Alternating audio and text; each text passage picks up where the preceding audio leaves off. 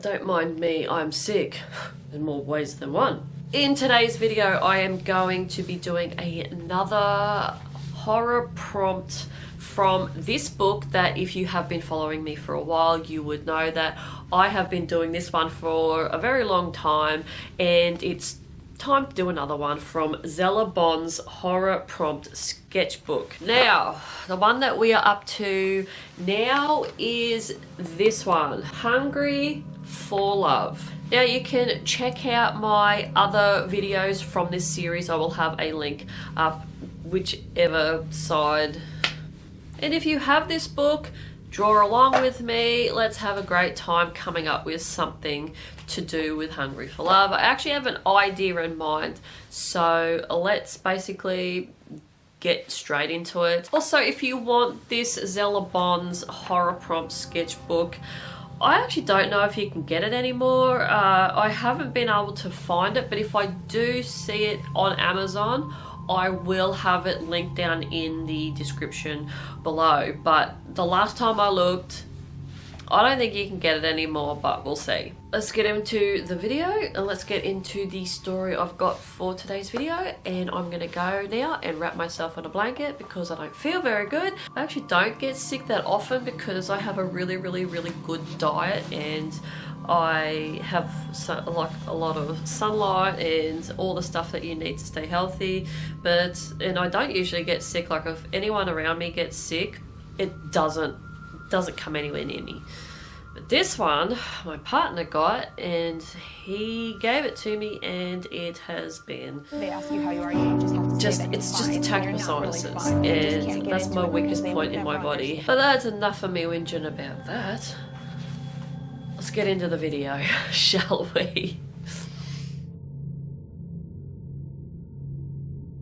Omaima was born in 1968 in Cairo, Egypt, and was one of 16 children. She apparently had suffered abuse from the age of 6, which carved her pathway to her criminal activities. She ended up immigrating to America in 1986 to wed a man named Roger Stainbrook, who she later divorced, but kept her dual citizenship. She worked as a student nanny in Costa Mesa, then later on became a model and a sex worker who would seduce older men for money in California, where she primarily lived.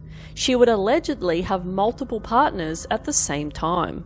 During this time, several men sexually abused her, and she herself wasn't the most pleasant woman either. She apparently tied one man up in a bondage session named Robert Hansen and proceeded to rob him and hold him at gunpoint. She also apparently held a knife to the throat of Richard Gray, one of her boyfriends, who was playing a sex game with her. Then, the 23-year-old met a convicted drug dealer, 56-year-old man named William Nelson, in a bar in Huntington Beach. And she realised pretty quickly that he could give her the lavish life she wanted in California. So 2 days after meeting, William proposed, and then 2 months later they got married, and allegedly he was no different from the other men in her past. William was a pilot that would smuggle drugs from Mexico via his job in his plane. He got caught and spent 4 years in jail, and then, once he got out, he became a computer programmer. William apparently would chain her up with handcuffs and abuse her. He also apparently threw her cat out the window of their moving car on the way back from a trip they took in 1991 to several states in America, including Texas and Oklahoma. On the 28th of November 1991, Omaima and William engaged in a sex game that involved Omaima being tied to the bed and William sexually abusing her, which she did not consent to. This made Omaima go into a so-called trance-like psychotic episode. She got free of the restraints, hunted William down in the house, hit him over the head with a lamp, stabbed him several times with a pair of scissors, and then beat him with a clothes iron. He died not long after from the injuries. Omaima decided to dismember William's body and cook his head in a large pot. She boiled his hands to get rid of his fingerprints and pulled out all his teeth so he couldn't be identified. The furniture was splashed with blood and flesh all around the house. Because it was Thanksgiving at the time, Omaima discarded the rest of William's body down the garbage disposal with some turkey to try and disguise him. She allegedly ate some of William's ribs with barbecue sauce, but she reckons she never did when talking to police, because this was a confession she told to her therapist. The whole ordeal with dismembering William's body took around 12 hours. She then tried to get 2 of her ex-boyfriends to help her dispose of William's body, but one of them ended up calling police and Omaima's house was searched and she was arrested.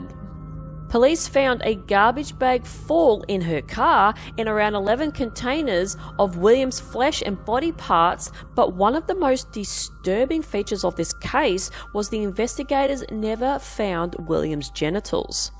Omaima's psychiatrist said that Omaima admitted to her of what she had done. Omaima was arrested for suspected murder, and she was found guilty of second-degree murder and sentenced to 27 years in jail. She tried to get parole in 2006 and in 2011, but she was denied both times for not showing any remorse for what she had done, claiming that she was not the monster. She cannot apply for parole again until 2026.